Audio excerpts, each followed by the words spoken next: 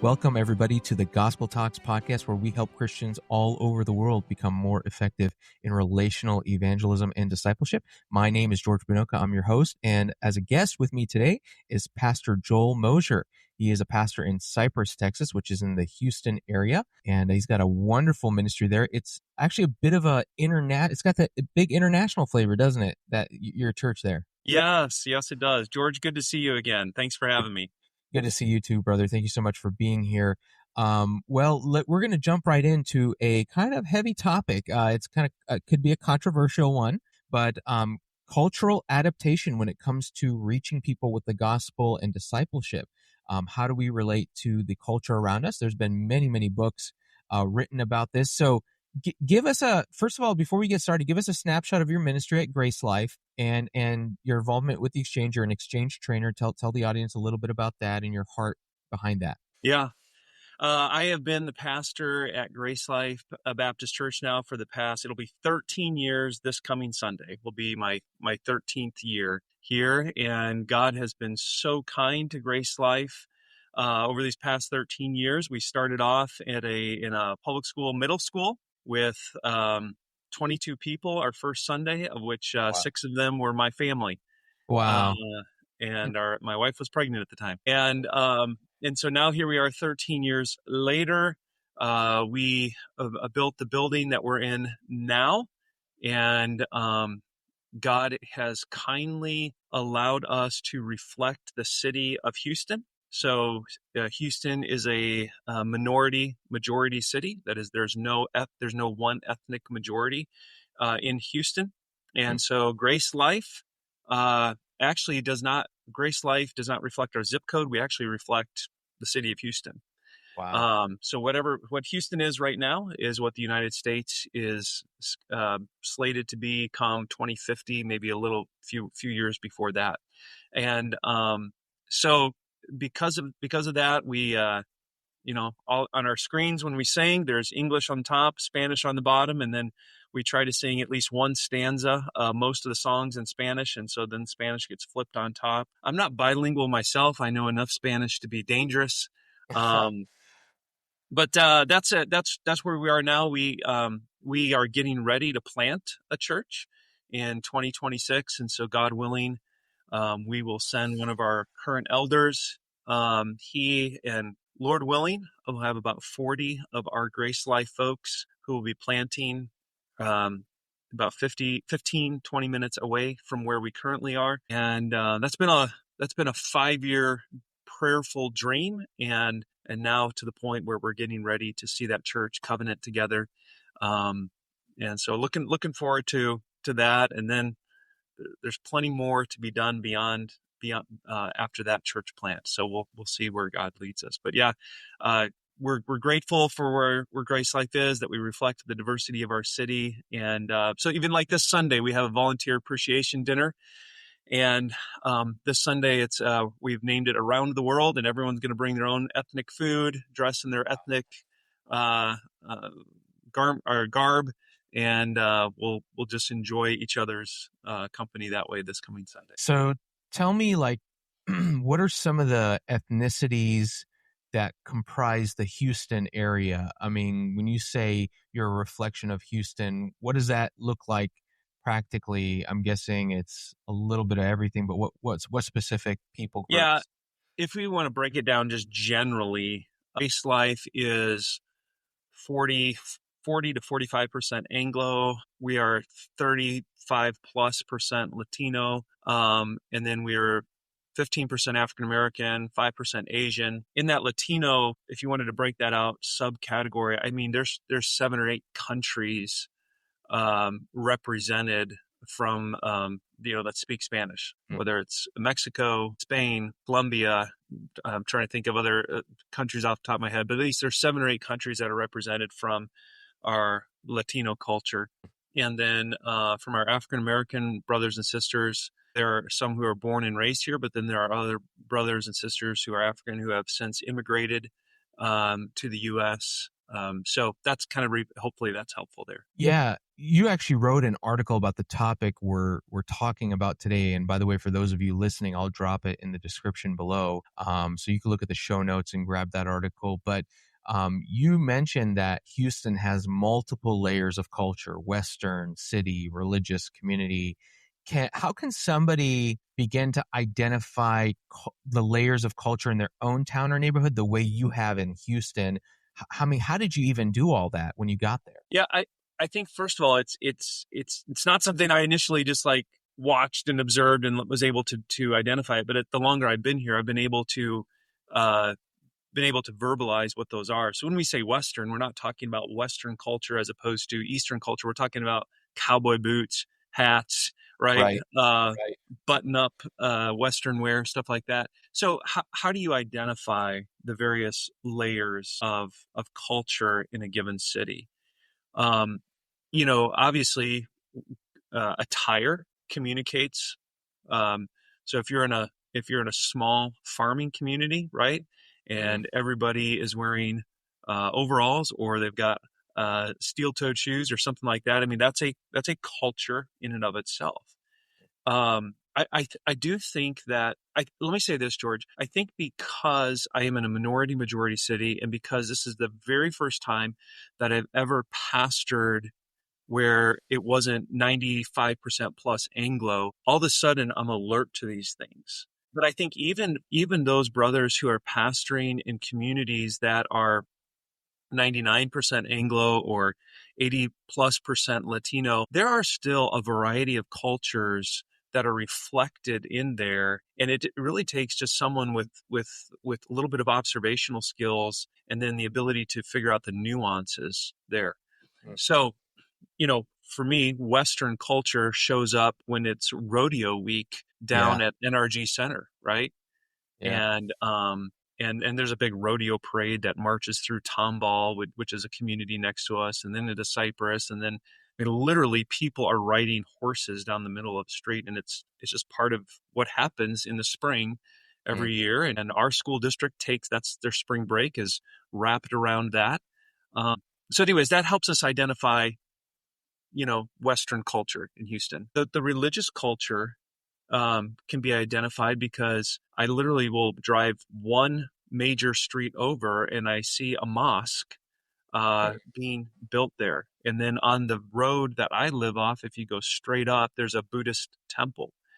Wow. Um, there's a Mormon Latter Day Saints building, in another direction, and then of course there's 7 Baptist churches of some Yeah, variety or another. yeah. And so, anyways, all of that helps inform on the religious culture. And then I think for those of us who are pastors, just reminding ourselves as we drive to church, those are just the religious ones. Another 80 plus percent that are irreligious and never show up to worship at any uh, religious gathering of some kind. So you have that. The other part of that article I think was cultural, and we could clearly each of those could fall under cultural. But I think for a pastor to just in the midst of our normal day when you're driving to Walmart, or you're driving to Chick-fil-A, what is going on in your city? Um, that high school, where do they play football at?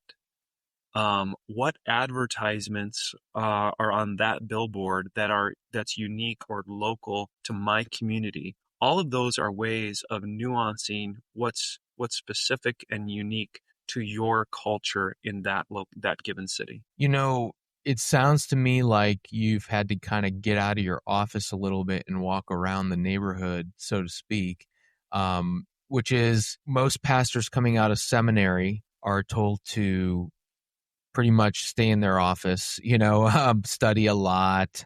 That's not a bad thing to study. You need to be in your office studying, doing administration, but there's an aspect of you need to be present in your community. You need to be a member of the community. And for those of you listening that are just, people out, who aren't pastors or just Christians in your community, I think that we can get tied up in our jobs too. I think we can get kind of solely focused on our little rut in the community instead of kind of looking around and going, okay, who else is around here? What else is going around that's different? Something I wouldn't usually attend. Are you kind of like a rodeo kind of guy, or is that something pretty much you got into because you're like, hey, this is right here in my community, and you don't strike me as a rodeo kind of guy, but I could be wrong. No, I'm not a rodeo guy, but I do have my cowboy boots, and I do wear them a couple times a year, and I make sure I wear them on that Sunday um, with our church family. So I it's something you have to embrace, right? Um, you think about historically, when Hudson Taylor goes to Yes. China, right? Yes. He adopts their garments. He adopts their hairstyle. Dyes his Um, hair black. right, right. Crazy. Yeah. Yeah, yeah. And so there's being able to identify the parts of culture that's not being fake. That's me saying I am the outsider. I want to be a part of this community. And so I think even driving around, so I remember I just finished reading a biography of W.A. Criswell. Criswell said this: Mm, your mornings are for God, your afternoons are for your church family, and your evenings are for your family.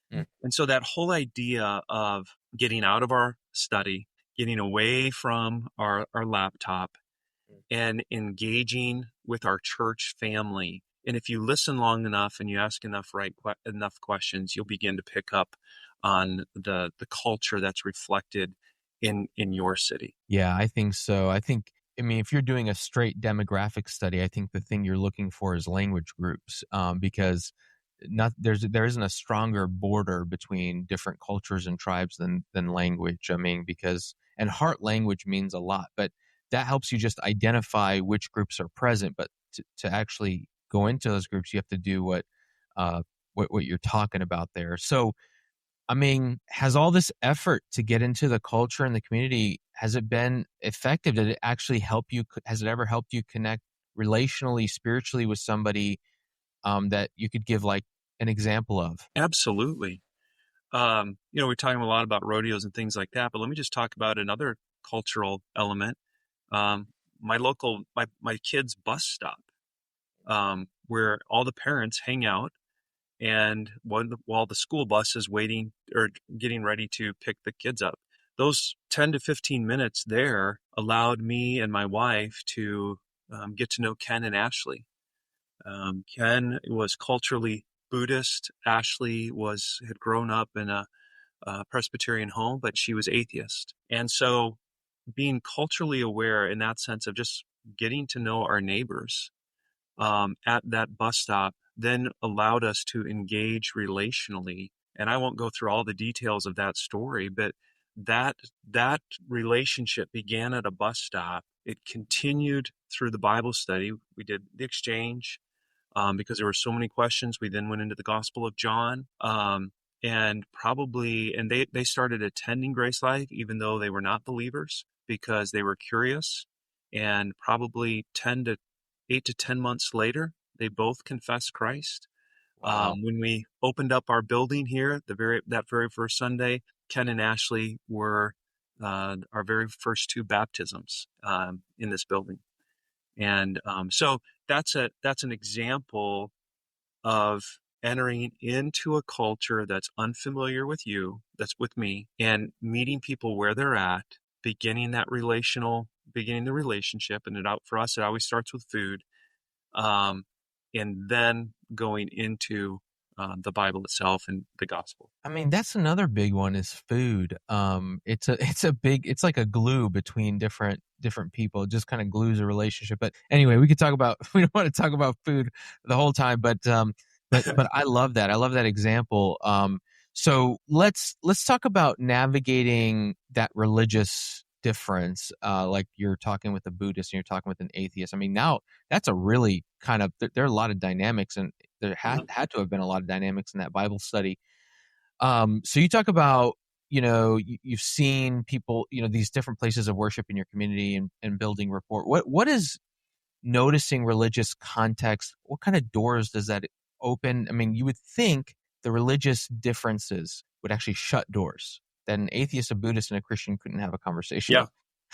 So how does it actually open doors? Yeah, I think being intellectually curious, Mm, genuinely intellectually curious mm, about religions. Let me give you a story that I think will help with this. Probably 7 or 8 years ago, the Muslim mosque, at the time of Majid, they were having an outreach day and they wanted someone from a Protestant perspective to come. And all the other Christian churches had said no, and somehow they found Grace Life, so G in the yellow pages, or I guess Google, I guess. And so they said, "Would you come?" And I said, "Absolutely, we'll come." So it was kind of like a what you and I would maybe do for on a Saturday Easter egg hunt or something like that. They had bounce houses and food and Mediterranean food, things like that. And so I went with I brought 4 or 5 of our church families with us.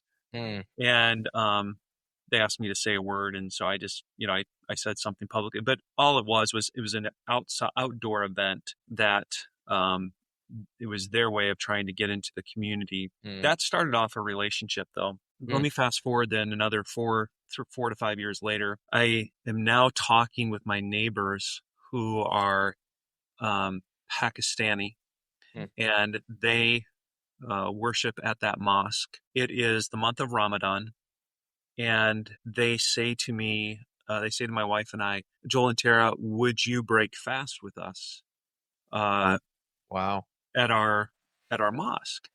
And so they had given me Pakistani attire. Actually, they given both of us Pakistani attire, and so we put Wow. on our my long shirt. I don't know what you call it. Tara wore the head covering that she was given. We went in, we sat down. We did not participate in any part of the worship at all. We sat at one of the tables. And then when they got done with their last prayer, we actually broke fast with them and ate with them.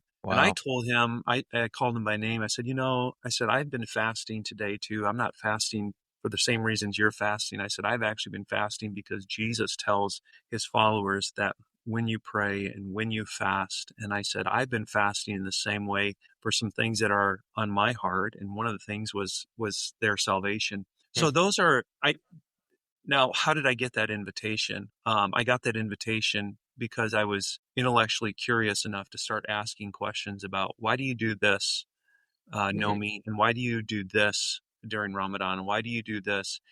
mm, Um, and that then allowed us to enter into their culture. Um, they have not they have not confessed Christ at all, mm. but we've shared the gospel and we trust the Lord with them. A lot of guys would be totally uncomfortable with that. But what I love about that is what that communicates to me is you took an interest in somebody. And you could take an interest in somebody that's a golfer. You could take interest in somebody that's a fisher. You could take interest in somebody that's a hiker and end up going to wherever they go to that is very important to them and taking an interest in being present with them. That's all relational. But and I love that you caveated that you're not there for any worship purposes because Yeah. we're not acknowledging a false Mhm. worldview. But taking an interest in people, and that's a big deal that they gave you clothes and said, "Come be with me." I mean, everything that they will hear about Jesus from you after that will be colored by how you made them feel in that. That's a very important thing. Yeah. And I think because of the political, cultural tensions in our own country, specifically around Islam and Muslims, um, there is this sense from our Muslim neighbors, especially as a Baptist pastor, but I mean, I think just as an American, like, how are you accepting of me? And certainly I am not accepting of Islam as a religion by any means. But I can accept the person and bring in that relationship, bringing that person to Jesus. Um, so, and part of that is it's communicated with our body language. It's communicated by a smile. It's communicated by, am I willing to extend myself and be uncomfortable? And I think part of the cultural adaptation, legitimate cultural adaptation, is we become as Christians and as Christian pastors, we want people to buy into our culture. Well, the Right. only culture that I have that I want people to buy into is the gospel. That's Right. it. Right. And everything else um, is is a means toward meaningful relationship towards Christ. And so I wonder sometimes if we not only are selling the gospel, but we're selling gospel plus a Christian subculture that we're expecting family A or B to also adopt at the get go. I think that, the biggest thing to navigate for a Christian is, how do you do that without compromising the gospel? We don't want to affirm false teaching. Yeah. How have you navigated that in your relationship with them to make sure you don't come across like, hey, yeah, I mean, you've already gotten at it in a couple different ways, but is there anything else you'd add to that as a safety measure to kind of safeguard against that kind of thing? Yeah, the one thing I can say is that God has had to grow me out of his fear of man, Mm. and just not being afraid to say, now, I'll go with you, but just so you know, I follow Jesus. And Yes. I think it's stating what's already obvious. Right. And it's an issue of conscience on our side, probably not on their side, but it's an issue of Right. conscience on our side. So I think probably just stating the obvious, and that Right. I'd be happy to break fast with you in this way, but I'm still worshiping the Jesus of the New Testament here. Yeah, and I think there is a cultural tension. I mean, we could take what's happening on the other side of the world in terms of conflict in the Middle East and bring it into our communities. It's not necessary, because many of the people that are here to get away from that, and they acknowledge that, they don't want to be part of the violence. However, we were just sitting with an Iranian couple on the day that the bombs were dropped on those bunkers. Mm-hmm. And, it's interesting. As an American, I'm sitting there thinking, well, that country, I don't know how I feel about the government having nuclear weapons. I don't think that's a great idea. I think all of us would agree, not a safe thing. But then you're sitting there with the people that are saying, that's close to where my parents live. And you're going, man, that feels a little different, And so I think we have to be careful about our external biases coming into a relationship. And just like if a guy said, hey, I go golf all the time, you want to come golfing with me? Golf may be where he worships. And for you, you're not going to worship at Top Golf. You're just going to be there with him. In the same way, I think we can go to be there with the people, but they need to know. We do need to caveat, hey, I don't believe this, but I'm here for you. And a long time ago, I was told this. I wish I knew about this earlier in ministry, and I wish I knew about it earlier as a Christian. People may never remember what you say, but they will always remember how you made them feel. Amen. And I think your neighbors, you're going to be closer than ever after something like that. So you describe community involvement. In Houston, you guys have had storms. I know you've been involved in cleanups and school outreach and building trust in the community. I mean, do you have like a story, or give us examples of the kind of service that leads to gospel fruit in your community? How can people not just be aware of their community, but get involved in the community? Yeah, I would say this. We've had storms here, hurricanes that seem to every cycle they seem to come through. We don't have like a standing neighborhood cleanup team or anything like that. It's just as events arise, it's a weekend here, it's a weekend there. And I think that's probably what has, at least right thus far, that's what kind of at least inoculates us from that. The serving itself is the gospel, right? The serving is not the serving in that community. The volunteering in that school is not the gospel. They're just bridges that lead toward the gospel.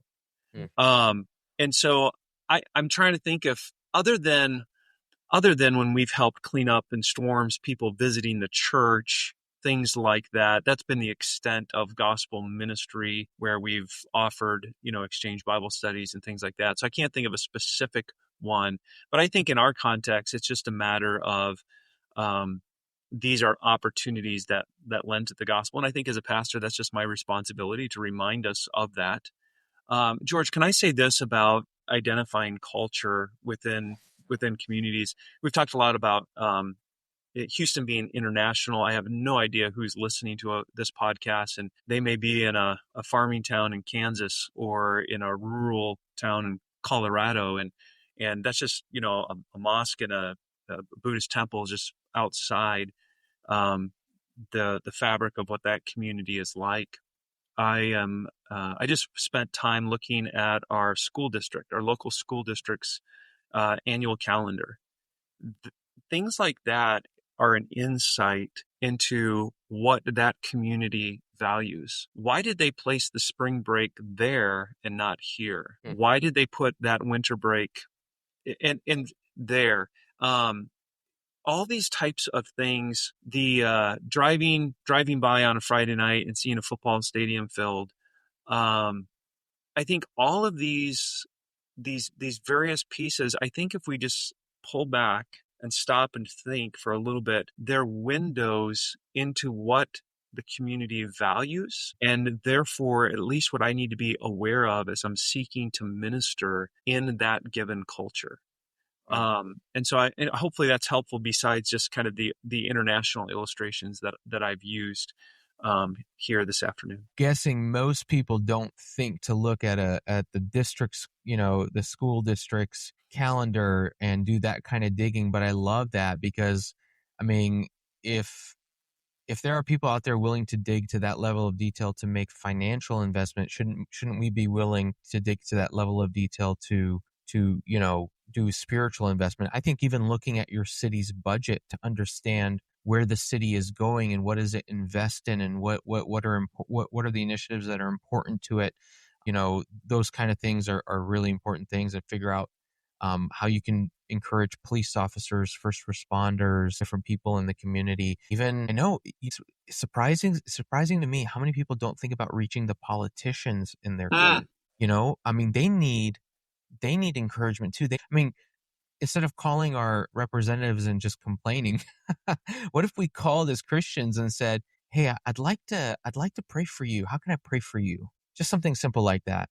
Yeah. How do you prevent? Okay, so let's say like you start a food bank or you do something to get involved in your community, coach football or whatever. How do you prevent it from becoming the social gospel? How do you prevent it from becoming a good works without actual gospel message, where it just becomes a 501c3, where it's like you're doing humanitarian work, but you're not doing God's work? Well, what are the safeguards necessary? Well, setting up setting up the initial, what is the purpose of said ministry? So if the purpose of said ministry of food pantry is to give food, then I don't think we've thought with depth about this issue enough. Yes, it is because there may be a food shortage with a certain population within my community, but everything that this church does and everything that our churches do are just ramps or exits into the gospel itself. So I have to, as a pastor, I have to remind myself, we have an Easter egg hunt every Saturday before Easter. And we share the resurrection story, but I have to remind myself consistently, this is not just, hey, we're glad to have you today. This is building relationships so that I can get into conversations about what's going on in their family so that I can eventually get into sharing the gospel. And so even like this past, so you say, what are the safeguards? The safeguards are me as a leader of this church and my fellow pastors constantly reminding both publicly and privately in conversation, this is only the beginning of ministry. This is not the end. And the end of the ministry is when I have the opportunity and the ability to share the gospel with them. And so I think just simply being conscious and aware of that is half the battle. I think Christians listening, the people listening to this podcast, laborers in the harvest, I think that if somebody goes into the community and says, okay, I'm going to coach Little League or I'm going to coach this for the purpose of reaching into my community, for the purpose of building relationships. Let's say you get a year, 2 years down the road and you've never had the opportunity to share I want to say you never had the opportunity. You never shared the gospel with anybody, but you had opportunity. It would be a time to kind of step back, assess, am I using this opportunity that God gave me the right way? Am I being a steward of it? Or has the bridge become the ministry instead of actually being something that leads to something greater, a bigger conversation? I think it's really important for us to do those audits in our activities. Last thing, what would you say to a Christian who feels too busy, too disconnected, or whatever to engage their community meaningfully? Oh, brother. Well, first of all, any pastor feels too busy. And it's like, oh, no, first of all, I would just say this. It's hard work. Anything that is going to have an eternal significance is going to be hard work. I know it's easier said than done. The other thing I would say is you've got to figure out pockets and windows of your time that are specifically given over to building relationships. And here's the thing I'm learning now as my kids are beginning to age out I've got one in middle school and I've got one in high school. My older three are out of the house now. The intentionality that I have to have now is off the charts compared to what it was before. And so it's figuring out how to pare back good things in favor of the better thing. And then the intentionality that it's going to take and the creativity, I think, as well. You talked about sharing the gospel with politicians. There's other avenues, I think, for individuals to get involved and share the gospel. And so I tell our church family this, like, if you go and work out at LA Fitness, that's not just LA Fitness time. That's share the gospel time. You're building relationships. If you're in a running club to prepare for an upcoming half marathon, that's great. But those are just natural opportunities that God has already provided for you to begin to share the gospel. And the same we could say about Little League Baseball or coaching sports teams. Enjoy all the good gifts that God has given to us and allowed us to participate in. But those are the means and the mechanisms by which God wants us to share the gospel in our normal relationships. Great Commission living as we go. We're sharing Christ. Yeah. All we have to do as Christians is just keep our eyes open. I mean, God has given you those opportunities, put you in that circle of people, put you at that gym, put you at that cubicle for a reason bigger than the material thing you're getting, the material benefit, the earthly benefit you're getting out of that thing. So we have to look for, okay, what is the Lord doing right here? And have eyes up like the 300 men Gideon took with him, right? It was the guys that, they were lapping up the water, but they had their hand on their sword and their eyes were up and they were looking over the horizon, constantly watching the ridge line, that kind of thing. It's like we have to be in that mode as Christians, as laborers. But you're exactly right, brother. Well, Pastor Joel, so appreciated having you on the podcast. This has been an awesome episode. We're going to have to bring you back, try to finish the second half of these questions and understand a little bit more about culture and how we relate to it as Christians. Thank you guys so much for listening. We love you guys. We just please ask you to pray with us as we pray to the Lord of harvest that he would send forth laborers. The harvest is plenteous. I mean, look at what's happening in Houston. They're all Muslims coming and Buddhists coming, and there's atheists, and there's all these people around us, and people from the Latin America and people from Africa coming to our country. And so the mission field has come to us, and now we need to go out to the harvest. We need to send forth laborers. We need to be willing to become more effective in our labors. And so that's our prayer for you guys. So thank you so much for listening. Subscribe if you haven't already subscribed. Share this with somebody that could use the encouragement. We'll see you guys next week.